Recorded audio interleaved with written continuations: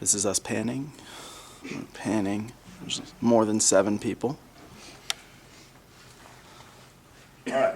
If you haven't already talked with your significant others, tell them that you're going to have a new love in basic training. It's going to be the M16A2 assault rifle.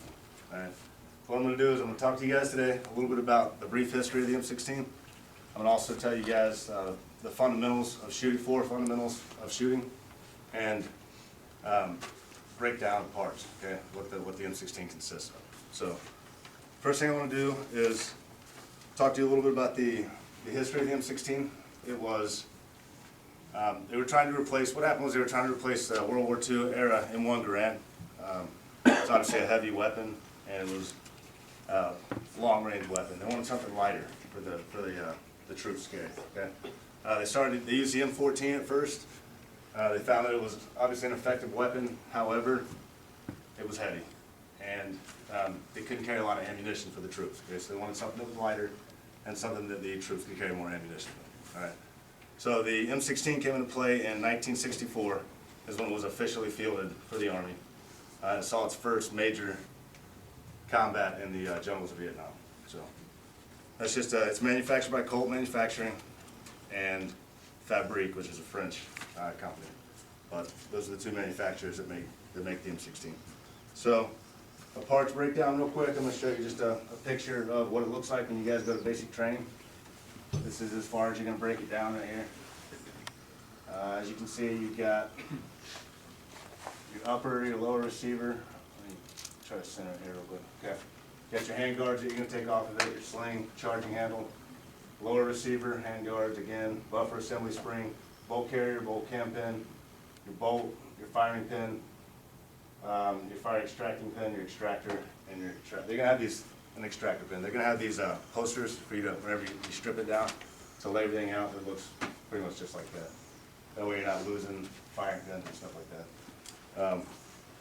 All right, so we talked a little bit about the parts of it. When you break it down, you're going to have to break it down like this, and everybody's going to have to clean it. You're going to spend a lot of time doing that in basic training after you go to the range, before you go to the range and after you go to the range. So, next thing I want to do is talk about the 4 fundamentals of marksmanship.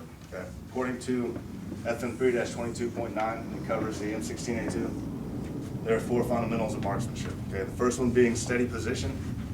All right, with steady position, you want to be comfortable. I'm gonna also use I've got some parade rifles here that I got. I couldn't get an M16A2 to break down for you guys, so I'm going to show you real briefly these parade weapons that we have. This is actually the M1 Garand, but just to use it as an example for you. So what we've got is steady position. Okay, within steady position, you want to be able to hold the weapon steady all the way through the hammer fall. Okay. That being said, that's the first fundamental that you're going to work on is steady position. Okay. Once you're able to do that, then you can move on to aiming. All right. What they're going to teach you in basic training, and it's steady position is about being comfortable. Okay. When you get there and you're at the range and you're laying down, you have to get comfortable. Okay. That's the only way that you're going to be able to fire accurately. All right. Make sure that you're comfortable. What they're going to teach you in basic is the cheek to stock weld. They call it cheek to stock weld. Any of y'all familiar with that at all? Have I ever heard of that? Yeah, besides the soldiers in the room. All right, cheek stock weld is, you can put your cheek right on the buttstock, okay? So you put it right there, and it gives you a clear line of sight through your rear sight aperture to the front of your weapon, okay? They do that so that you're not moving around a lot, all right? So you're not moving your head around a lot, you're not moving the weapon around a lot.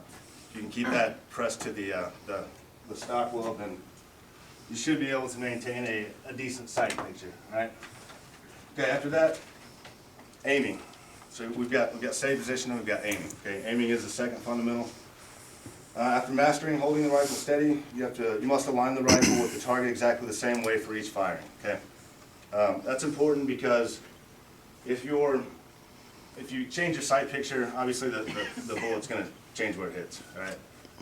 What that means is if you're 25 meters away from the target and you move your sight picture just a little bit, it's amplified 1/2 times for every feet the bullet travels. Okay, so that's 50 times if you're at 25 meters. All right. That being said, another point to make on that is if you're shooting at a target that's 300 meters away, 300 meters away is about approximately 300 yards, a little bit more. But if you're off 1/10 of an inch at 300 yards, you're gonna miss the target by 5 feet, okay? Why is that important? Because if you're shooting at somebody 300 meters away and you move it just a little bit, you're gonna miss them, okay? All right. That being said, we're gonna move on to the third, which is breath control. You gotta be aware of how you're breathing when you're firing these weapons, okay? When you get out there, you're going to notice that when you breathe, the weapon's gonna move up and down. Optimum to shoot, to fire effectively, what you want to do is you want to fire after you've exhaled breath completely, okay? In between, when your respiratory pause is what they call it, okay? After you've exhaled completely before you inhale, all right? That's when your body's going to be the most still. That's when you want to fire, okay? So, like I said, it's a respiratory pause. You're going to figure out what's going to work best for you when you get out there. But that's what they're going to teach you when you get basic training, okay? The fourth fundamental is trigger squeeze, all right? Any sudden movement of your finger can change your sight picture and change your sight alignment, all right? They say that according to the field manual 3-22.9, they say that the instant of firing should actually be a surprise, all right? So what you're gonna do is you're gonna use depending on what your firing hand is, you're gonna use in between the first joint and the tip of your finger, okay? You can place that on and again, this is gonna come, you guys are gonna make adjustments as needed, but this is how they teach you. So you're gonna use that finger in between the first joint and the tip of the finger, the meaty part of your finger right there, okay? And you're gonna squeeze it. Like I said, it's gonna be a surprise when the weapon actually discharges. That's what they're gonna teach you, all right?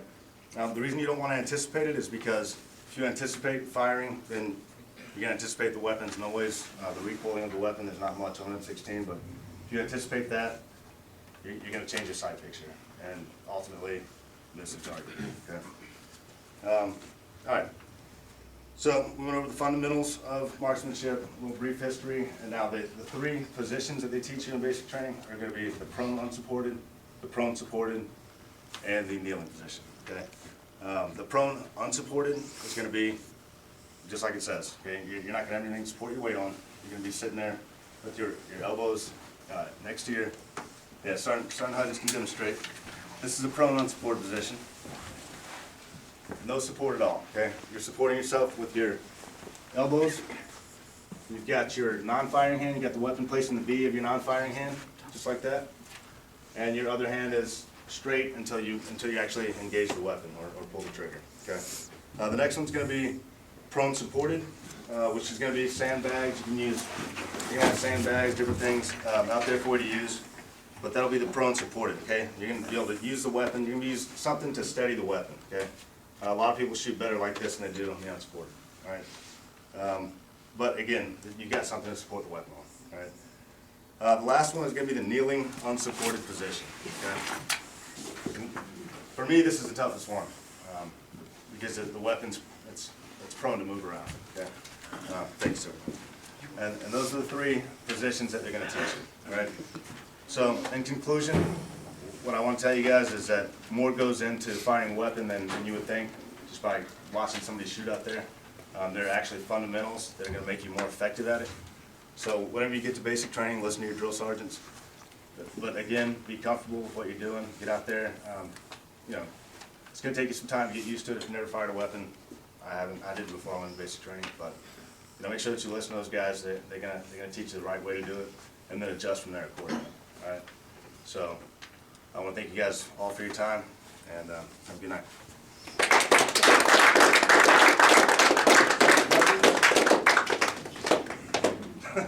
Get 'em. And I appreciate you guys. Thanks. Give me some sweet tea.